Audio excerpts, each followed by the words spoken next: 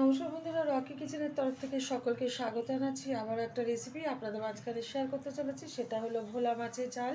তাহলে চলুন দেখে নেওয়া যাক আজকের রেসিপি। ওভেনে একটা কড়াই বসিয়ে তাতে দিয়ে দিয়েছি কিছুটা পরিমাণে সাদা তেল। তেলটা গরম হয়ে যাওয়ার পর দিয়ে দিলাম খুব সামান্য পরিমাণে হলুদ গুঁড়ো, কারণ আগে থেকেই যে ভোলা মাছটা আমি ধুয়ে পরিষ্কার করে নিয়েছি সেটা কিন্তু ভালো করে নুন আর হলুদ হালকাভাবে মিশিয়ে নিয়েছি।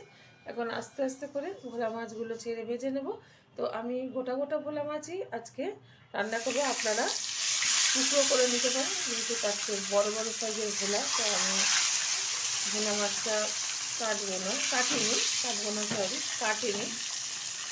আপনারা টুকরো করে নিতে পারেন। এত বড় ভোলা অনেক সময় রান্না করতে গেলে ঘুমে জল খাওয়া হচ্ছে। উল্টে পাল্টে ভালোভাবে ভেজে নিচ্ছি ভোলা মাছটা। ভোলা মাছ দুটো উল্টে দিয়েছি, যেটা ভাজতে বাকি আছে এই যে এটা ভাজার পর সেমভাবে এটা ভেজে নেব। খুব বেশি ভাজবো না, কারণ অনেকেই কাঁচা অবস্থাতে রান্না করে না, তো আমি একটু হালকাভাবে ভেজে তুলে নিচ্ছি একটা পাত্রে। মাছগুলো ভেজে তুলে নিয়েছি একটা পাত্রে। এখন এই মাছ ভাজার তেলে দিয়ে দিচ্ছি কিছুটা কালো জিরে ফোড়ন, দিয়ে দেবো কুচিয়ে রাখা একটা পেঁয়াজ। পেঁয়াজটা একটু লাল লাল করে ভেজে নেবো আমি, অনেকটা ব্রেস্তার মতো।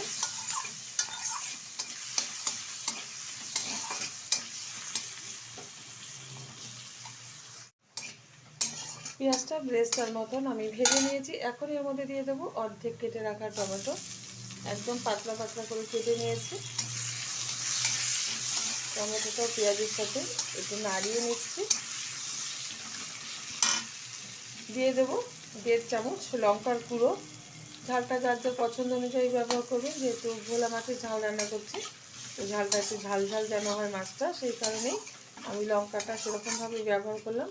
আপনারা আপনাদের পছন্দ অনুযায়ী যে যেরকম ঝাল খাবেন সেইভাবেই কিন্তু লঙ্কাটা ব্যবহার করবেন। দিয়ে দিচ্ছি 1 চামচ হলুদ গুঁড়ো,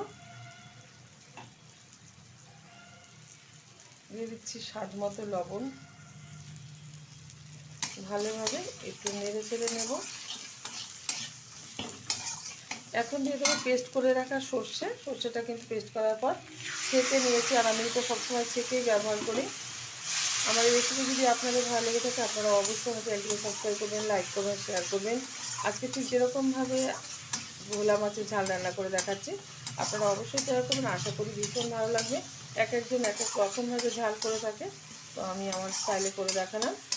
বেশি কষালে কিন্তু সর্ষে তিতো হয়ে যায়, সেই কারণে বেশি কষালাম না।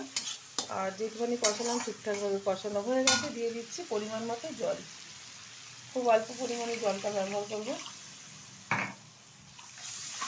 এখানে কিন্তু একটু ধনেপাতা ব্যবহার করতে পারেন, তো আমি ব্যবহার করলাম না এই কারণে, কারণ অনেকে মাছের ঝালে মানে ধনেপাতা খায়, তো আমিও খেয়ে থাকি, যেহেতু আজকে দিলাম না এই কারণে। সেটা হলো পেঁয়াজ দিয়েছি, পেঁয়াজের ফ্লেভারটা নষ্ট হয়ে যায়, ধনেপাতা তখন ফ্লেভার বেরোনো শুরু হয়ে যায়। তো দিয়ে দিচ্ছি ভেজে রাখা ভোলা মাছগুলো কিন্তু ভীষণ বড় বড়, তো বাড়ির ক্যান্ডিডেট খুবই কম, সেই কারণে আমি গোটা গোটাই রেখে দিলাম। আর ভোলা মাছ আমাদের বাড়ির অনেকেই খায় না, সেই কারণে গোটা গোটা মাছ রান্না করে নিচ্ছি। ঢেকে দিচ্ছি 5 মিনিটের জন্য। ঢাকনাটা তুলে দিচ্ছি।